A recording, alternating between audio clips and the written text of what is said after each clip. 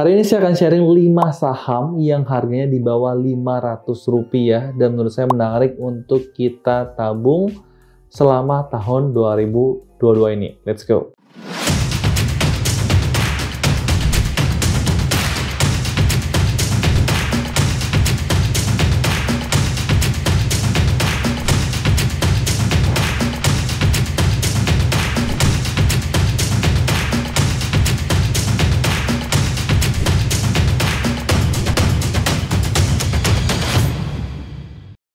Pertama-tama mau disclaimer on terlebih dahulu kalau ini bukan ajakan beli maupun ajakan jual untuk kelima saham yang saya sharing hari ini. Tetapi di antara 3 daripada 5 yang saya sharing hari ini itu saya sudah punya sahamnya. Tapi saya nggak akan kasih tahu yang mana yang saya punya. BTW langsung aja kita ke saham pertama. Let's go. Saham pertama yang akan saya sharing adalah saham Dimas ya. Saham Dimas ini adalah saham properti. Letaknya ada di Bekasi, tepatnya adalah Kota Delta Mas. Oke, jadi saya sendiri udah pernah ke sana dan saya bakal taruh videonya di sebelah sini. Kalian bisa lihat perkembangan Kota Delta Mas ini seperti apa sekarang, dan ini adalah sebuah perusahaan properti yang khusus dia jual tanah industri atau komersial, bukan perumahan. Karena untuk rumah tinggal itu persentasenya sangat kecil, lebih kebanyakan lebih ke pabrik, lebih ke gudang seperti itu ya. Di situ mungkin kita tahu ada pabrik Wuling ada di situ, ya ada gudang Hyundai juga ada di situ. Jadi lumayan terkenal untuk si Kota Delta Mas ini. Dan hari ini saya mau sharing tentang Demas ini adalah sebuah perusahaan yang rutin bagi dividen. Walaupun kita jangan berharap perusahaan ini akan memberikan capital gain yang sangat tinggi sekali, karena ini bukan perusahaan growth stock, tapi perusahaan yang rajin bagi dividen. Jadi kalian berharapnya invest jangka panjang dan kalian akan mendapatkan dividennya secara rutin. Dan di mana hari ini saya bikin video hari ini tanggal 21 Januari 2022, harga per lembar saham itu kurang lebih Rp191. Ya, di mana kita bisa lihat nih, dari tahun 2015 sampai tahun 2021 dia rutin bagi dividen terus-menerus, tidak pernah berhenti. Kurang lebih dari Rp12 per lembar saham bagi sampai terakhir 2021 itu Rp18,5 per lembar saham. Kalau kita hitung 18,5 dibagi 191, maka itu kurang lebih setara kalian akan mendapatkan dividen 9,68% ya per tahun untuk dividennya. Jadi sangat-sangat tinggi sekali daripada kalian misalkan taruh di deposito. Ya, bank digital aja baru sekitar 6-7%. Kalau misalkan di reksadana pendapatan tetap baru sekitar 8%. Nah, ini di Demas ini kalian bisa dapat sekitar 9,6%. Nah, tapi yang butuh kalian harus perhatikan adalah pertama, ya kita bisa lihat tahun 2021 baru terjadi laporan keuangan yang kita bisa lihat itu adalah di sampai kuartal 3. Jadi kita belum tahu kuartal 4 seperti apa. Kalau kuartal 4 ternyata bagus, ya net profitnya, maka akan sangat kemungkinan sekali di tahun 2022 akan terus bagi dividen dengan tinggi. Kenapa? Pertama karena sejarah, kedua per kuartal 3 2021 mereka tuh sudah punya cash 1,258 triliun. Jadi sangat mungkin banget tahun 2022 ini mereka kan bagi dividen lagi ya, karena cash mereka punya sebanyak itu. Nah, tapi saya mau jelaskan sedikit ya, memang Demas ini kenapa menarik karena tidak punya hutang. Kita bisa lihat ya, tidak ada hutang bank, tidak ada hutang bank jangka panjang maupun jangka pendek. Jadi ini menurut saya yang menarik. Tapi ada tapinya. Walaupun beli di harga 191 itu kurang lebih bisa dapat dividen sekitar 9,6%. Tapi ya, kalau kita lihat rata-rata PBV untuk 3 tahun terakhir, sebenarnya itu rata-rata PBV-nya itu di harganya di 198. Ya, kalau kita bilang sekarang harga 191 artinya ya margin of safety ini cuma sekitar 3,54%, kurang begitu menarik. Jadi harga sekarang udah nggak terlalu murah ya. Kalau lebih turun lagi ya itu sangat bagus banget kalau kita bisa beli ya. Tapi untuk kita bisa lihat secara PE rasionya secara 3 tahun terakhir ya, margin of safety-nya cukup tinggi, sekitar 59,7%. Jadi silakan lakukan analisa kembali bagaimana kinerja perusahaan Demas ini. Dan misalkan kalau misalkan kuartal 4 laporan keuangan sudah keluar, nah itu akan meyakinkan lagi bagaimana di tahun 2002 ini harganya akan ke arah mana. Saham kedua yang kita akan bahas adalah lagi-lagi saham properti, itu adalah saham JRPT. Dan ini juga ya Dari tahun 2009 kita bisa lihat sampai tahun 2021, walaupun ada pandemi terus rutin bagi dividen. Walaupun dividennya tidak setinggi di Mas tadi ya. Kalau kita hitung misalkan Rp22 di harga hari ini ya, harga itu sekitar Rp492 kita beli, kita masih bisa mendapat dividen sekitar 4,4%. Jadi saya suka harga saham itu yang saham perusahaannya itu suka bagi dividen. Jadi kalau kita rugi karena capital gain daripada harga kita itu turun, tapi kita masih dapat dari dividennya, dan dividennya kan udah tahu, oh dapat 4,4%. Ya, ya bisa dibilang tidak terlalu bagus. Kenapa? Karena sekarang bunga bank digital cukup tinggi ya, tapi kalau dibandingkan dengan bunga deposito bank konvensional seperti BCA BNI yang 2%, ini udah bagus banget, 4,4%. Nah, kenapa yang menarik? Ya, pertama kita bisa lihat di hutangnya dulu ya. Kita lihat secara hutang bagaimana si JRPT ini. Nah, kita bisa lihat ya, dia punya kas itu senilai 1 triliun ya, dan dia punya aset itu 11,6 triliun ya. Ada tanah, ada dan lain. Kita nggak bahas lebih lengkap di situ.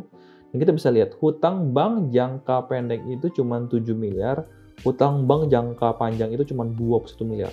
Lagi-lagi menurut saya ini cukup bagus, dan kita bisa lihat di sini untuk arus kasnya ya, di trailing 12 month itu mendapatkan cash from operation 781 miliar. Jadi ini adalah cash flow yang sangat positif juga gitu. Dan kita bisa lihat 2021 dari kuartal pertama sampai kuartal ketiga itu terus menghasilkan laba bersih yang cukup bagus. Dan kalau kita bisa lihat ya, PBV dan PER-nya, kita bisa lihat PBV-nya ini lebih murah daripada PBV-nya Demas tadi yang udah 1 kali lebih. Sedangkan PBV di JRPT ini baru 0,87 kali.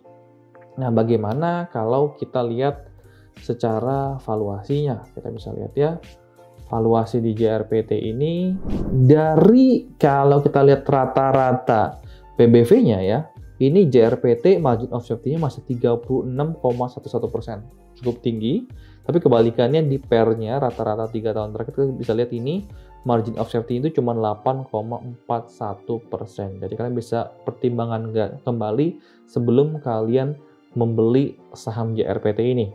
Tadi udah pertama Demas, kedua JRPT, dan kita lihat 3, apakah masih saham properti atau saham yang di industri lain.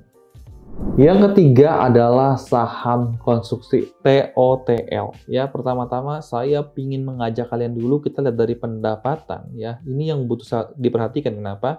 Semenjak tahun 2017 kita bisa lihat pendapatan itu terus menurun ya, terus menurun sampai 2020 juga masih terus menurun. Sebenarnya sebelum pandemi juga udah kelihatan menurun ya. Seiring dengan mungkin ya sektor properti juga lagi kurang begitu bagus. Nah, kita ingin lihat bagaimana tahun 2021 kemarin ya, karena laporan laba ruginya masih sampai di kuartal ketiga 2021 ya, masih menghasilkan net profit, cuman biasa-biasa aja. Baik lagi, ini bukan perusahaan growth stock, cuman yang menariknya adalah ya, lagi-lagi perusahaan ini tidak punya hutang ya, nggak punya hutang jangka pendek, nggak punya hutang jangka panjang ya, dan sekarang masih punya cash 639 miliar. Nah, kita bisa lihat PBV-nya juga masih murah di bawah 1, PER-nya kita bisa lihat 10,76. Nah, bagaimana kita lihat dividennya ya, rutin nggak bagi dividen? Kita bisa ke bagian corporate action. Kalau kita ke bagian dividen juga ya, kita bisa lihat ya, ini perusahaan yang udah lama banget IPO di Bursa Efek Indonesia, dan dari tahun 2009 sampai tahun 2021 terus rutin bagi dividen. Tapi sayangnya dividen yang dibagikan juga nggak terlalu tinggi di sini, cuma Rp10 per lembar saham. Kalau sekarang harganya 312 itu kurang lebih kalian juga dapetin 3,2%. Jadi secara dividen, ya Demas tadi tuh yang paling menarik. Kedua JRPT, ketiga baru TOTL. Ya, tapi ini hanya dari segi dividen. Bagaimana dari segi valuasi? Kita bisa lihat. Oke, kalau kita lihat dari margin of safety-nya untuk PBV-nya, ya itu kurang lebih kita masih punya 45,17%. Tapi kalau kita lihat dari PER-nya, kita bisa lihat sekarang margin of safety-nya minus. Ini kenapa? Karena labanya berkurang, makanya PER-nya juga minus. Ya, ini adalah saham ketiga dari 5 saham yang akan kita bahas hari ini. Saham keempat yang akan kita bahas hari ini adalah saham suci. Ini adalah saham yang kita bisa lihat tidak begitu rutin bagi dividen dibandingkan dengan ketiga saham yang lainnya. Kita bisa lihat tahun 2020-2021 dia sudah tidak bagi dividen lagi. Jadi kalian harus tahu seperti apa. Nah, kita akan lihat ke finansialnya sebentar. Kita ingin lihat ya pendapatannya dari tahun 2019 ke tahun 2020 ini cukup berdampak ya, kita lihat Suci karena pandemi. Dan mudah-mudahan tahun 2021 dan 2022 itu bisa mengalami turnaround, perbaikan kinerja. Nah, beda dengan ketiga saham tadi yang rutin bagi dividen, Suci ini kita lebih mengandalkan adalah namanya capital gain ya. Kita berharap setelah pandemi ini tahun 2021 dan tahun 2022 itu ada perbaikan kinerja. Nah, kita bisa lihat hutang jangka pendeknya tidak ada, tapi hutang jangka panjangnya masih cukup besar 3,2 triliun. Sedangkan cash yang dimiliki hanya 535 miliar. Tapi kalau kita bisa lihat dari arus kasnya, kita bisa lihat masih bisa menghasilkan cash from operation yang positif. Jadi untuk kesehatan keuangannya masih cukup bagus. Dan kita bisa lihat ya dari PBV-nya juga masih sangat-sangat murah sekali, cuma 0,25 kali. Untuk PR-nya juga masih sangat murah sekali. Nah, tentunya kalau kinerjanya ini makin bagus, maka nilai valuasi Suci ini makin murah. Tapi kalau misalkan kinerjanya ini tidak membaik ya, berarti ini adalah saham yang murahan. Jadi kita harus perhatikan bagaimana kinerja kuartal 4 di tahun 2021 ini. Mudah-mudahan nanti bulan 3, bulan 4 kita sudah bisa dapat laporan keuangan daripada Suci ini. Dan ada satu hal lagi yang butuh kita perhatikan, bagaimana valuasi dari saham Suci ini. Kita bisa lihat ya, dari PBV-nya kita bisa lihat ya, itu rata-ratanya di 0,31 kali, atau margin of safety-nya masih sekitar 21,67%. Dari PR-nya juga kita bisa lihat ya, masih ada margin of safety 58,04%. Jadi dari segi potensial capital gain, sebenarnya Suci ini yang paling punya potensi makin tinggi. Tapi tentunya resiko juga tinggi karena dia tidak rutin membagikan dividen. Saham kelima atau yang terakhir kita bahas hari ini adalah saham properti lagi, tapi ini adalah saham yang berbeda, itu adalah saham Pewon atau saham Pakuwon Jati.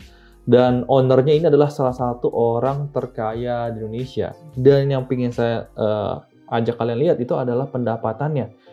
Kita bisa lihat dari tahun 2008 sampai tahun 2019 sebelum pandemi itu pendapatannya selalu naik dan growth-nya sangat kencang sekali. Cuman memang karena pandemi 2020 langsung turun drastis. Dan di tahun 2021 kita bisa lihat ya, kinerjanya itu biasa-biasa aja, belum menunjukkan balik ke tahun 2019. Jadi mudah-mudahan ya tahun 2022 ini bisa menghasilkan perubahan yang lumayan.